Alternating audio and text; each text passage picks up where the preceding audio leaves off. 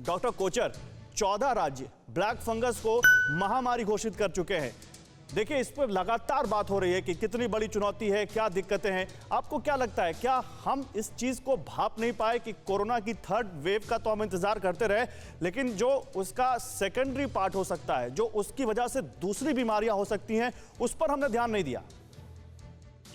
इसका एक बहुत महत्वपूर्ण कारण ये है कि बहुत चीज़ों का इलाज लोगों ने अपने हाथ में ले लिया और इसको हाथ में लेने की वजह से कई समस्याएं क्रिएट हो गई। दूसरी बात, लोगों ने ट्रीटमेंट को स्टैंडर्ड के हिसाब से नहीं चलाया। स्टैंडर्ड के हिसाब से चलाने का मतलब ये था कि जिन लोगों को माइल्ड प्रॉब्लम्स थी उनको माइल्ड के हिसाब से ही ट्रीट होना चाहिए था, लेकिन उन्होंने जब अपने हाथ में ट्रीटमेंट लिया तो ना तो डोज के हिसाब से ध्यान दिया, ना दवाई के हिसाब से सोचा, ना ड्यूरेशन सोचा। और लोगों ने ये नहीं देखा कि उनको कोमॉर्बिडिटीज क्या चल रही हैं। सो अपनी कोमॉर्बिडिटीज के हिसाब से ये नहीं चल पाए। सरकारी व्यवस्था जो होती है वो महामारी के ऊपर केंद्रित थी।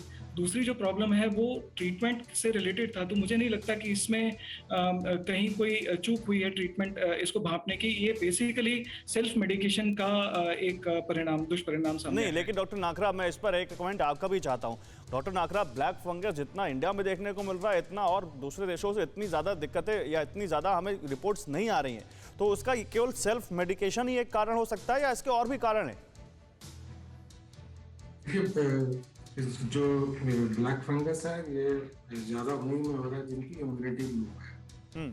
और ये ऐसा नहीं है कि ये नई बीमारी है, पहले भी ये बीमारी होती थी। और पर मेनली उन्हीं में देखा जाता था जो कैंसर ट्रीटमेंट ले रहे हैं या कोई इम्यूनोसप्रेसेंट्स ले रहे हैं या जिनका अनकंट्रोल्ड डायबिटीज है या एक्सट्रीम एजेस में ये देखा जाता था। क्योंकि कोरोना के बीमारी के साथ में स्टेरॉइड्स जो हैं काफ़ी इस्तेमाल किए जाते हैं और हमारे देश में जो है सेल्फ मेडिकेशन जो है तो बहुत कॉमन है। बाकी कंट्रीज की तरह नहीं है कि आपको मेडिसिन जो है सिर्फ डॉक्टर के प्रिस्क्रिप्शन पे ही मिलेंगे। और हम लोग जो है एक दूसरे से अपनी प्रिस्क्रिप्शन भी शेयर कर लेते हैं। ये नहीं पता कि उनको किस तरीके से व्हाट्सएप पे तो पता नहीं कितने प्रिस्क्रिप्शन चल रहे थे और ये बताया जा रहा था कि ये एक सेट पैटर्न ऑफ प्रिस्क्रिप्शन है। डॉक्टर नाकरा, क्योंकि आप पीडियाट्रिशियन हैं, बच्चों के डॉक्टर भी हैं, थर्ड वेव में बच्चों को बहुत ज्यादा खतरा बताया जा रहा है, तो क्या बच्चों को इस ब्लैक फंगस से भी कोई खतरा हो सकता है?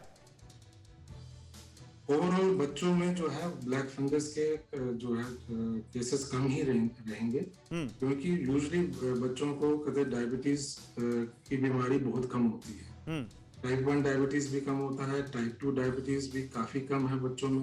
दो आजकल थोड़ा सा बिकॉज मोटापा बढ़ रहा है तो बच्चों में भी कई बार टाइप 2 डायबिटीज आ रहा है। और बच्चों को जो डिजीज होती है यूजुअली माइल्ड होती है और उनको स्टेरॉइड्स मोस्टली नहीं देने पड़ते हैं।